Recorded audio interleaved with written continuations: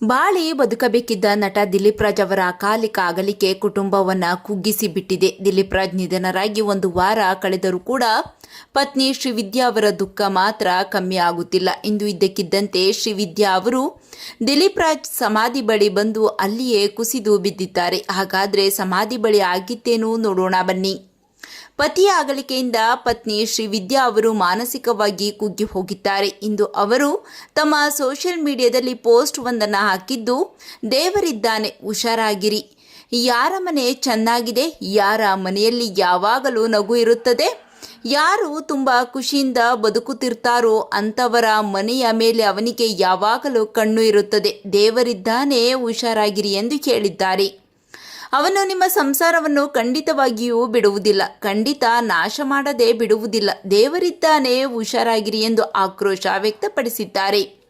ಅಷ್ಟೇ ಅಲ್ಲದೆ ಇಂದು ತಮ್ಮ ಫಾರ್ಮ್ ಹೌಸ್ಗೆ ಬಂದು ಪತಿಯ ಸಮಾಧಿ ಬಳಿ ಕುಳಿತುಕೊಂಡು, ದಿಲೀಪ ಯಾಕೋ ಹೀಗೆ ಮಾಡಿದೆ, ಜೀವನ ಪೂರ್ತಿ ನನ್ನ ಜೊತೆ ಇರ್ತೀನಿ ಅಂತ ಹೇಳಿದ್ದೆ, ನಿನ್ನ ಕಣ್ಣಲ್ಲಿ ಕಣ್ಣೀರು ಬರದಂತೆ ನೋಡಿಕೊಳ್ಳುತ್ತೇನೆ ಎಂದು ಹೇಳಿದ್ದೆ, ಇದೇನಾ ನೀನು ಕೊಟ್ಟ ಮಾತು, ಪ್ಲೀಸ್ ಬಾರೋ, ನೀನು ಇಲ್ಲದೆ ನನಗೆ ಇರೋಕೆ ಆಗುತ್ತಿಲ್ಲ ಅಂತ ಸಮಾಧಿ ಮೇಲೆ ಬಿದ್ದು ಕಣ್ಣೀರಿಟ್ಟಿದ್ದಾರೆ. ಪತ್ನಿ ಶ್ರೀವಿದ್ಯಾ ಅವರ ದುಃಖ ನೋಡಿ ಅವರ ಮಕ್ಕಳು ತಾಯಿಯನ್ನ ಸಮಾಧಾನ ಪಡಿಸಿದ್ದಾರೆ. 25 ವರ್ಷ ತುಂಬಾನೇ ಖುಷಿಯಾಗಿ ಕಳೆದ ಪ್ರತಿ ಕ್ಷಣಗಳನ್ನು ನೆನೆದು ಪತ್ನಿ ಪ್ರತಿ ಕ್ಷಣ ಕಣ್ಣೀರಿಡುತ್ತಿದ್ದಾರೆ. ಶ್ರೀವಿದ್ಯಾ ಅವರ ಮಾತಿನ ಬಗ್ಗೆ ನಿಮ್ಮ ಅನಿಸಿಕೆಗಳನ್ನು ಕಾಮೆಂಟ್ ಮಾಡಿ ತಿಳಿಸಿ.